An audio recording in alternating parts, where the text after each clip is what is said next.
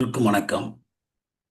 தூய தமிழ் இயக்கம் தமிழ்நாடு, அயலக தமிழ்க்களம் அமெரிக்கா இரண்டும் ஒருங்கிணைத்து நடத்துகிற இந்த பாவலரேறு பெருஞ்சித்திரனார் 93ஆம் பிறந்த நாளை ஒட்டி மொழி இனம் நாடு இவை குறித்து நடைபெறுகிற இந்த இணையதள கூட்டத்தினுடைய தலைவர் அவர்களே, இதில் கலந்து கொண்டிருக்கிற அன்பு தமிழ் நெஞ்சங்களே, பாவலரேறு ஐயா அவர்களை பற்றி தமிழ்நாட்டிலே பேசினோம், ஈழத்திலே பேசினோம், தமிழ் கூறும் நல்லுலகம் எங்கும் இன்றைக்கு பேசுகிறோம்.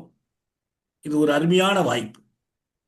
புவிக்கோளத்தினுடைய 2 அரைக்கோளங்களும் இணைந்து இந்த நிகழ்வை நடத்துகின்றன. அறிவியல் வழங்கியிருக்கிற இந்த வாய்ப்பை ஐயா அவர்கள் இருந்தால் மகிழ்ந்து வரவேற்றிருப்பார். இந்தியாவிலே தமிழ்நாடு, அமெரிக்க கண்டத்திலே அமெரிக்க ஐக்கிய நாடுகள், கனடா, மலேசியா, இன்னும் நாம் முயன்று விரும்பியிருந்தால் உலகின் பல பகுதிகளை இணைக்கலாம். கதிரவன் மறையாத பேரரசு என்று பிரித்தானிய பேரரசை குறிப்பிட்டார்கள். இன்றைக்கு கதிரவன் மறையாத ஒரு பகுதி என்றால் அது புலம்பெயர் தமிழ் உலகம்தான். உலகில் தமிழர்கள், தமிழ் பேசுகிறவர்கள், தமிழகத் தமிழர்கள், ஈழத் தமிழர்கள் படர்ந்து வாழ்வது ஒரு அருமையான வாய்ப்பு. பெருஞ்சித்திரனார் ஐயாவை பொறுத்தவரை அவர் மொழி விடுதலைக்காக மட்டுமல்ல, இன விடுதலைக்காக நின்றவர். இன விடுதலை என்பதை தமிழ்நாட்டின் விடுதலை, தமிழ் ஈழத்தின் விடுதலை என்று இரண்டுக்காகவும் அழுத்தம் கொடுத்து அவர் போராடியவர். அவர் மொழியையும் இனத்தையும் நாட்டையும் தனித்தனியாக பார்க்கவில்லை.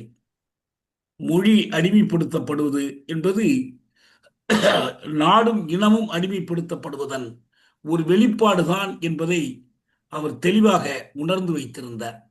அந்த முறையில்தான் அவரை நாம் இன்றைக்கு போற்றுகிறோம். அவரை பற்றி இதற்கு முன்பு நிறைய எழுதியிருக்கிறோம், பேசியிருக்கிறோம். என்றாலும் இந்த நாளில் அவருடைய பிறந்த நாளை கொண்டாடுகிற போது பெரியவர்களுக்கு மட்டுமல்ல, குழந்தைகளுக்கு, இளைஞர்களுக்கும், எதிர்கால தலைமுறைகளுக்கும் அவரை கொண்டு சேர்க்கிற ஒரு கடமை நமக்கு இருக்கிறது. தூய தமிழ் இயக்கம் அல்லது தனித்தமிழ் இயக்கம் என்பதனுடைய நீண்ட வரலாற்றை மொழி ஞாயிறு தேவநேய பாவாணர் அவர்கள் அழகாக எடுத்துரைக்கிறார். சுருக்கமாக சில வரிகளிலே எடுத்துரைக்கிறார்.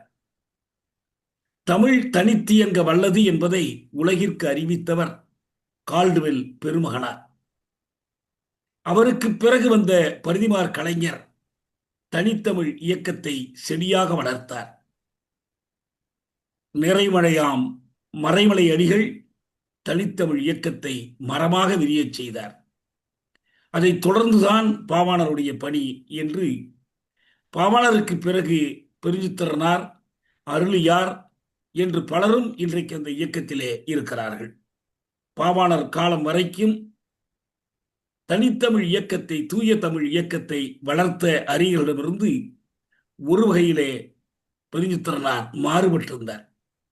திருவி கல்யாண சுந்தரனார், உமா மகேஸ்வரனார், சோமசுந்தர பாரதியார், நீலாம்பிகை அம்மையார் என்று பலரும் தனித்தமிழ் இயக்கத்திற்கு பங்களிப்புகள் செய்தார்கள். ஆனால் பாவலரேறு அவர்கள் இதனை இயக்கமாக, மக்கள் இயக்கமாக மாற்றினார். இது வெறும் மொழி விடுதலைக்கான இயக்கம் மட்டுமல்ல, இன விடுதலைக்கான, நாட்டு விடுதலைக்கான இயக்கம் என்ற புரிதலோடு அதனை வளர்த்தெடுத்தார். அதற்காக பல இதழ்களை தொடங்கினார், நடத்தினார். பல நிகழ்வுகளிலே அவர் உரையாற்றினார். இது பாவலரேறு அவர்களுடைய தனிச்சிறப்பு என்று நான் நம்புகிறேன்.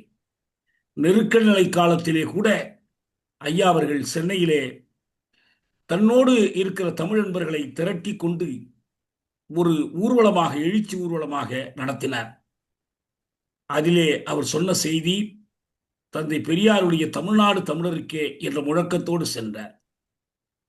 தமிழ்நாட்டினுடைய முதல் மொழிப்போர் 38ஆம் ஆண்டு, 39ஆம் ஆண்டில் நடைபெற்ற அந்த மொழிப்போர், அது பயில் மொழி, பள்ளிக்கூடங்களிலே படிக்கிற மொழி தொடர்பாக தொடங்கிய போராட்டம் என்றாலும் அந்த போராட்டம் உண்மையில் எதை உணர்த்தி சென்றது என்றால், 38ஆம் ஆண்டு செப்டம்பர் 11ஆம் நாள் சென்னை கடற்கரையிலே தமிழ்காக்கும் படை திருச்சியிலே திருச்சிராப்பள்ளியிலே இருந்து நடைபடையாக வந்து சேர்ந்தபோது அதனுடைய நிறைவு கூட்டத்திலே தந்தை பெரியாரும் மறைமலை அடிகளும் சோமசுந்தர பாரதியாரும் உரையாற்றினார்கள். அங்கேதான் தமிழ்நாடு தமிழருக்கே என்ற முழக்கம் தரப்பட்டது. இன்றைக்கு உலகமெல்லாம் பாலத்தீனர்களானாலும் குருதியர்களானாலும் வேறு பல இனத்தவரும் எழுப்புகிற அந்த தேசிய தன்தீர் உரிமை என்ற முழக்கத்தை தமிழ்நாட்டிலே முதலாக எழுப்பிய நிகழ்வு அதுதான். தமிழ்நாடு தமிழருக்கே என்பதனுடைய பொருள் அதுதான். இது பாவலரேர் அவர்கள் இந்த முழக்கத்தை அத்தோடு விட்டுவிடாமல் தொடர்ந்து கையில் எடுத்து விடுதலைக்கான முழக்கமாக முன்னெடுத்து சென்றார்கள். இரண்டாவதாக, ஐயா அவர்கள் பல கூட்டங்களிலே பேசும்போது நான் கேட்டிருக்கிறேன். இந்த கூட்டங்களிலே அவர் சொல்வார், தம்பி, நாம் போராடுவது வெறும் விடுதலைக்காக அல்ல, தமிழ்நாடு தனியாக வேண்டும் என்பதற்காக மட்டும் நாம் போராடவில்லை. விடுதலை பெற்ற தமிழ்நாடு என்பது பொது உடைமை தமிழ்நாடாக திகழும் என்று அவர் சொல்வார். எனவே தமிழ்நாடு தனிநாடாவதற்கு மட்டுமல்ல, அந்த தமிழ்நாட்டில் உழைக்கும் மக்கள் உரிமை பெற்ற ஒரு பொதுமை தமிழகமாக உருவாக்க வேண்டும் என்று அவர்கள் உழைத்தார்கள். அவர்களை பொறுத்தவரை இந்த உழைப்பு என்பது ஏட்டிலே எழுதுவது, பேச்சிலே பேசுவது என்பதோடு நின்றுவிடவில்லை. அவர்கள் இதற்காக அடக்குமுறை சட்டங்களை சந்தித்தார்கள், சிறைப்படுத்தப்பட்டார்கள். தமிழ்நாட்டிலே இந்த அடக்குமுறை சட்டங்கள், ஆழ்தூக்கி சட்டங்கள், கொடுங்கோன்மை சட்டங்கள் அடுக்கடுக்காக பயன்படுத்தப்பட்டன. டிஐஆர் என்று சொல்லப்படுகிற டிஃபென்ஸ் ஆஃப் இந்தியா ரூல்ஸ் தொடங்கி அவர் காலத்தில் வந்த புதிய புதிய சட்டங்கள் வரைக்கும் ஒவ்வொரு சட்டமும் தமிழ்நாட்டிலே பயன்படுத்தப்பட்டது. நான் கூட வேடிக்கையாக சொல்வதுண்டு, தமிழ்நாட்டிலே அடுத்தடுத்து யாரெல்லாம் முதலமைச்சர்களாக இருந்தார்கள் என்று பார்த்தால் ஒவ்வொரு முதலமைச்சரும் ஒரு அடக்குமுறை சட்டத்தை பயன்படுத்தி இருப்பார். அந்த ஒவ்வொரு அடக்குமுறை சட்டத்தையும் சந்தித்த ஒருவர், ஒவ்வொரு அடக்குமுறை சட்டத்திலும் சிறைக்கு சென்ற ஒருவர் பாவலரேறு பெருஞ்சித்திரனார் அவர்கள்.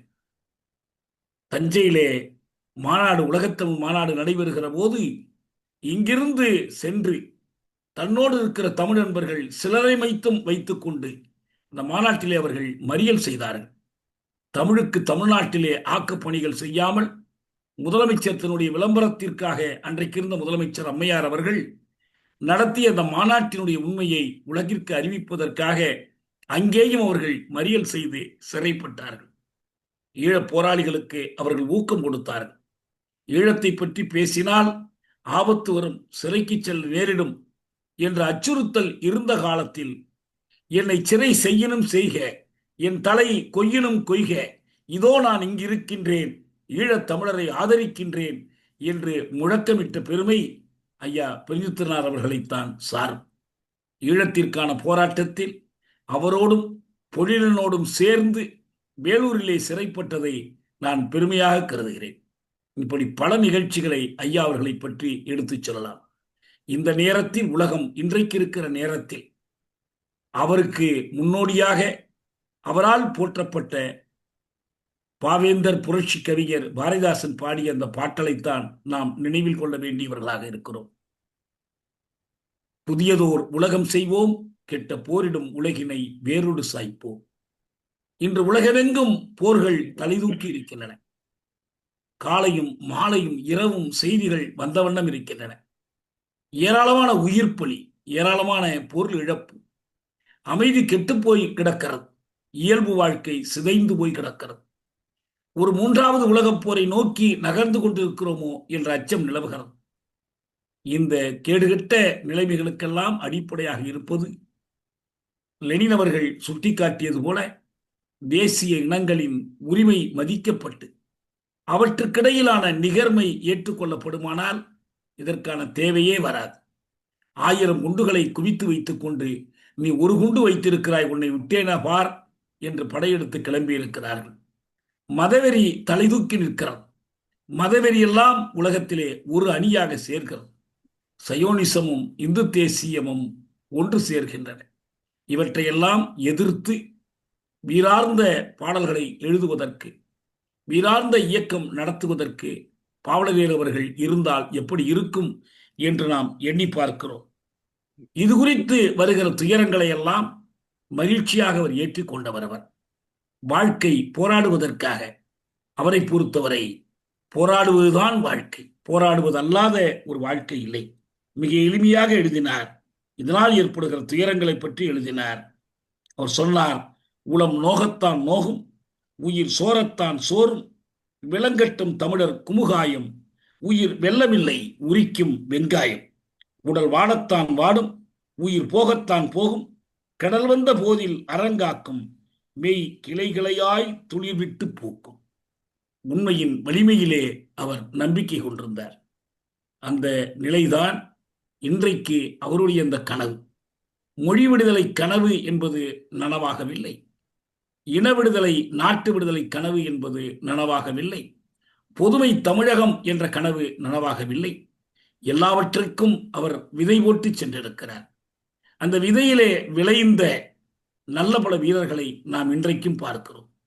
நமக்கு தேவையெல்லாம் அந்த உணர்வு, அந்த வழிகாட்டுதல். அவர்கள் தூவிய விதைகள் வீணாகி போக நாம் விடமாட்டோம். அவரை பொறுத்த வரைக்கும் இறுதி மூச்சு வரை இதற்காக உழைத்தார். பதவி, பொருள், விளம்பரம் இவை எதையும் அவர் நாடியவர் அல்ல. மிக அமைதியாக தன்னுடைய பணியை தான் செய்து கொண்டிருந்தவர். அவரோடு வாழ்ந்த காலம், அவரோடு சேர்ந்து போராடிய காலம் நம் ஒவ்வொருவருக்கும் பெருமைக்குரிய காலம். அடுத்தடுத்த தலைமுறைகளுக்கு பெருஞ்சித்திரனாரை கொண்டு சேர்க்கிற ஒரு பணியை பூங்குன்றன் அவர்கள் இந்த நிகழ்ச்சியின் மூலமாக எடுத்திருக்கிறார். தமிழ்நாட்டிலே மட்டுமல்ல, உலகமெங்கும் வாழக்கூடிய தமிழர்கள், தமிழ் கூறும் நல்லுலகம் என்பது இன்று வடவேங்கடம், தென்குமரி ஆயிடைக்கு இல்லை. இன்றைக்கு உலகமெங்கும், உலகத்தினுடைய எல்லா கண்டங்களிலும் தமிழ் படர்ந்து இருக்கிறது. தமிழர்கள் படர்ந்து வாழ்கிறார்கள். அவர்கள் எல்லோருக்கும் பாவலரேறு பெருஞ்சித்திரனார் அவர்களுடைய அறிவை, உணர்வை கொண்டு சேர்ப்பதற்கு இந்த நிகழ்ச்சி பயன்படும். இதிலே எனக்கும் வாய்ப்பளித்தமைக்காக நான் சார்ந்த தமிழ் தேசிய விடுதலை இயக்கத்தின் சார்பில் உங்கள் அனைவருக்கும் நன்றி கூறி விடைபெறுகிறேன். வணக்கம். மிக்க நன்றி ஐயா, அருமையான பதிவை செய்தீர்கள். நன்றி.